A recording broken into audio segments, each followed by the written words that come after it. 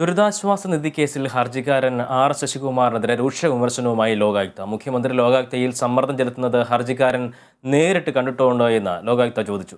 പേപ്പട്ടിയുടെ വായിൽ ആരും കോലിട്ടിളക്കാറില്ലെന്നും വഴിമാറി നടക്കുകയാണ് ചെയ്യുകയെന്നും ആരോപണങ്ങൾക്ക് ജസ്റ്റിസ് സിറിയക് ജോസഫിന്റെ മറുപടി. ജഡ്ജിമാരെ അപകീർത്തിപ്പെടുത്താൻ ഹർജിക്കാരൻ ഇറങ്ങിത്തിരിച്ചിരിക്കുകയാണെന്നും ലോകായുക്ത കുറ്റപ്പെടുത്തി. ദുരിതാശ്വാസ നിധി കേസ് വിധിക്കെതിരായ വിമർശനങ്ങൾ തൊട്ടുപിന്നാലെ മുഖ്യമന്ത്രിയുടെ ഇഫ്താർ വിരുന്നിൽ ലോകായുക്ത ജഡ്ജിമാർ പങ്കെടുത്തതിനെതിരെ ഉയർന്ന ആരോപണങ്ങൾ. ഇതിൽ രണ്ടിലുമുള്ള ലോകായുക്തയുടെ കടുത്ത അമർഷം പ്രതിഫലിപ്പിക്കുന്നതായിരുന്നു പുനഃപരിശോധനാ ഹർജിയിലെ വാദം.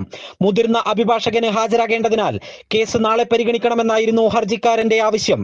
ചാനലുകളിൽ പോയി വാദിക്കുന്ന ഹർജിക്കാരന് നേരിട്ട് വാദിച്ചുകൂടെ എന്ന് ചോദിച്ച് ഉപലോകായുക്ത ഹാറൂൺ റഷീദ് വിമർശനങ്ങൾക്ക് തുടക്കമിട്ടു. ഹർജിക്കാരൻ ജഡ്ജിമാരെ അപകീർത്തിപ്പെടുത്താൻ ഇറങ്ങിത്തിരിച്ചിരിക്കുകയാണ്. മുഖ്യമന്ത്രി ഞങ്ങളിൽ സമ്മർദ്ദം ചെലുത്തിയത് അദ്ദേഹം കണ്ടിട്ടുണ്ടോ എന്നും ഉപലോകായുക്ത ചോദിച്ചു. പേപ്പട്ടിയെ കണ്ടാൽ ആരും വഴിമാറും, പട്ടിയുടെ വായിൽ കോലിട്ടിളക്കില്ലെന്നായിരുന്നു സിറിയക് ജോസഫിന്റെ പരാമർശം. കേസിൽ ആൾക്കൂട്ട വിചാരണ നടക്കുന്നുവെന്നും അദ്ദേഹം അഭിപ്രായപ്പെട്ടു. വിദ്യാഭ്യാസ മേഖലയിലെ ഹർജിക്കാരന്റെ സംഭാവനകൾ ചൂണ്ടിക്കാട്ടി അഭിഭാഷകൻ പ്രതിരോധിക്കാൻ നോക്കിയെങ്കിലും ജഡ്ജിമാർ മയപ്പെട്ടില്ല. ഫുൾ ബെഞ്ചിൽ നിന്ന് അനുകൂല വിധി ഉണ്ടാകില്ലെന്ന് കരുതിയാണോ ജഡ്ജിമാർക്കെതിരായ പരാമർശങ്ങൾ? വിശ്വാസമില്ലെങ്കിൽ എന്തിന് ലോകായുക്തയെ സമീപിച്ചു? കേസ് പരിഗണനയിലിരിക്കുമ്പോൾ അധിക്ഷേപിച്ച് സംസാരിക്കുന്നത് സാധാരണ രീതിയല്ല. ഇങ്ങനെ നീണ്ടു ജഡ്ജിമാരുടെ വിമർശനങ്ങൾ.